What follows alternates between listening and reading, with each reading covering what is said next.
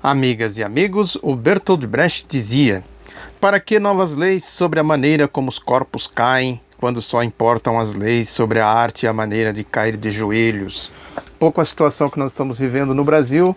Alguém já disse que é uma ditadura do judiciário, uma ditadura da toga. O Haroldo Lima, um ex-deputado federal do PCdoB, escreveu um artigo recentemente chamando de tenentismo de toga.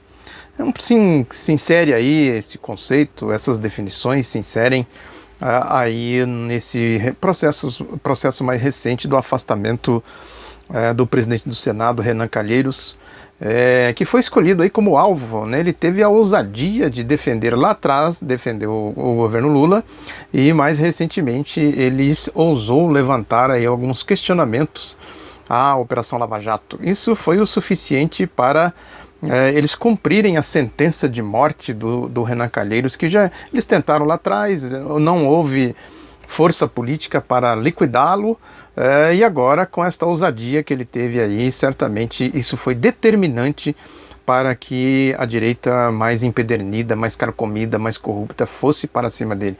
As manifestações aí do dia 4, no domingo passado, foram exatamente isso. Ele foi praticamente o centro, né, quando deveria ser o Temer. Essas manifestações manipuladas aí que foram organizadas aí pela mídia, o conluio mídia, Operação Lava Jato, que o Marco Aurélio tomou a decisão certamente aí fazendo aí ecos, né, jogando para a plateia. O Marco Aurélio tem muito disso, né, que é o ministro, estou falando aqui do ministro do Supremo Tribunal Federal, o STF, né, que concedeu a liminar, atendendo aí um pedido de cautelar feito pela Rede Sustentabilidade. Esse partido da Marina Silva aí, de direita, né, faz o papel da direita aí, tenta ser a direita convencional. À medida que há um vácuo, né, um vazio na direita tradicional, a rede aí da Marina tenta ocupar esse espaço. Esse moralismo é um pouco a cara do Marco Aurélio Melo, né? Alguém já disse no passado que o Marco Aurélio Melo seria o representante da UDN no Supremo Tribunal Federal. Ele não andou aí na senda dos golpistas, né? Não foi um golpista explícito, né, como foi o Marco Aurélio, Gilmar Mendes, como foram outros aí, né, o próprio Teori Zavascki, né, que entrou aí na lógica da Operação Lava Jato, né, é hoje um escudeiro da Operação Lava Jato, joga no time da Operação Lava Jato. Eles gostam dessa expressão, dizem que é um time, que é um jogo mesmo, a teoria dos jogos, né, que tem aqui o vídeo daquele jurista lá de Santa Catarina, né, o Alexandre Rosa de Moraes, né, que ele explica essa teoria do jogo. Tem outro vídeo que eu postei aqui também, há algum tempo já, né, está aqui no meu canal, o outro lado da notícia, que ele explica a teoria dos jogos, né, quer dizer, enfim, é jogo mesmo, né, a arte da trapaça, né, de como se substitui o processo pela trapaça. O Marco Aurélio Melo não tem aí aderido explicitamente a esse jogo, né, mas o Teori Zavascki sim. É o time aí do Rodrigo Janot, da Procurador-Geral da República, que tem a turminha lá da Operação Lava Jato, aquela turminha barra pesada, que é a ponta de lança do mundo da corrupção, da indústria da maracutaia, né? É como aí o seu segmento mais barulhento, e que resultou aí nas manifestações de domingo, e que agora o Marco Aurélio faz essa jogada, de certa forma surpreendente, né? Porque ele não vinha jogando nesse time aí de essa esculhambação que é a Operação Lava Jato, nessa direita mais fascista. Mas enfim, é isso, né? Um pouco aí a UDN, né? Conforme já foi dito, a rede da sustentabilidade aí, Marco Aurélio, tem uma certa semelhança do ponto de vista ideológico. O Marco Aurélio certamente ele viu aí uma possibilidade de fazer o que ele tem feito aí em tempos passados, né?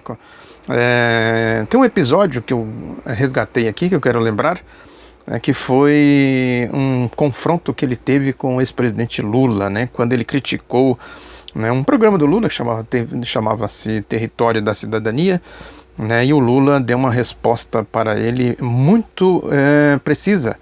O Lula tem isso, ele tem uma percepção política, uma sagacidade, né, ele sabe falar com poucas palavras, o que acaba se transformando aí numa síntese perfeita. Ele disse o seguinte, o Lula, para o Marco Aurélio: seria bom se o Poder Judiciário metesse o nariz apenas nas coisas dele, o Legislativo apenas nas coisas dele e o Executivo apenas nas coisas dele. Nós iríamos criar a harmonia estabelecida na Constituição. Essa aqui é a grande questão, né? A Constituição, a decisão do Marco Aurélio não está apoiada na Constituição, né? E a atitude que ele tomou agora lembra muito aquela atitude que ele tomou criticando o território da cidadania em público, dando entrevista. Ele é midiático, né? Conforme eu disse aqui, é um pavão, né? Ele tem muito disso. Quando eu era colunista de economia do Portal Vermelho, uma certa ocasião eu pedi uma entrevista para o assessor dele, ele enrolou, disse que não podia. Ele estava aqui em São Paulo. No horário que eu pedi, o assessor pediu para confirmar alguns dias depois. Depois o assessor confirmou, dizendo que ele não podia dar entrevista, que ele tinha outras ocupações. Ele estava na Rádio Jovem Pan dando entrevista lá. Quer dizer, é um homem da mídia, né? Certamente ele sabe fazer o jogo. A revista Carta Capital do dia 15 de fevereiro de 2008 traçou um perfil, né, da personalidade do Marco Aurélio, numa matéria, uma reportagem grande, né, de 7 páginas, intitulada Toga Turbinada. E a Carta Capital revelou aqui que o Marco Aurélio Melo possui uma mansão em Brasília, né? Diz a revista, muito bem cuidada, uma mansão onde cria cachorros, galinhas e até um cavalo num bem cuidado jardim do terreno de 12 mil metros quadrados. Segundo a revista, o primeiro ser que se avista quando um dos seguranças da casa ergue o portão de madeira é um pavão, né, fazendo aí um pouco alusão com o comportamento midiático do ministro. Aí a revista vai levantando um pouco aqui algumas decisões dele, né, que certamente extrapola até o limite da autopromoção. Aí diz aqui, tem um caso que fala aqui, né, foi o que aconteceu, por exemplo, no caso do banqueiro Salvatore Cacciola, em 2000, que aproveitou a deixa para se refugiar na Itália, com a decisão que houve do Supremo, né? Carta Capital revela que a decisão sobre Cacciola não agradou ao então ministro da Casa, o Carlos Veloso.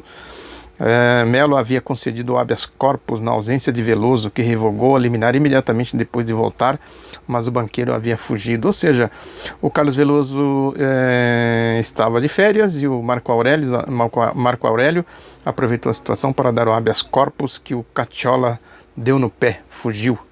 Né? Essa aqui é a moral da história aqui. E a revista lembra que o Melo e Cacciola, né, eles foram vizinhos em um condomínio de luxo na Barra da Tijuca, no Rio de Janeiro. E a Carta Capital pergunta se o seu salário de ministro dá para tanto. A Carta Capital perguntou para o Marco Aurélio, né, que esteve lá na mansão dele em Brasília, e uma casa enorme em Brasília e um apartamento no Rio de Janeiro. O Marco Aurélio respondeu que a herança recebida do pai deu uma ajudazinha, né? Sempre tem aí uma herança, alguma coisa assim que explicam essas coisas. A revista também revela que Melo provocou duras críticas do Congresso Nacional ao decidir como presidente do Tribunal Superior Eleitoral, ele foi presidente do TSE, sobre a questão da fidelidade partidária. Segundo a Carta Capital, um dos que se indignaram com a ingerência inadequada dos tribunais sobre o parlamento foi o presidente da Câmara, na época era o Arlindo Quinalha, que era do PT. É irônico que Quinalha teria feito a seguinte comparação: quer dizer que o judiciário não faz justiça. Quer dizer que se o judiciário não faz justiça, os parlamentares também podem começar a fazê-la? É isso, já que tem a ingerência de um poder no outro, né, um poder avançando na seara do outro, poderia haver uma inversão também, né, que o parlamento poderia fazer justiça, o executivo poderia fazer justiça, né, quer dizer, à medida que eles não cumprem os seus deveres, né, que fazer com que a Constituição seja respeitada, poderia, portanto, aí seria uma anarquia, né, seria uma bagunça, coisa que eles estão fazendo. Isso é coisa de ditadura, né? A ditadura do judiciário. A revista vai aí elencando uma série de questões, né? A Carta Capital fala aqui que hoje há uma maior afinidade entre as posições do ministro e da mídia em geral, né? Fato que explica por que desapareceu da narrativa jornalística o tom jocoso com que era tratado por ter sido indicado por um parente ao ex-presidente Fernando Collor de Mello.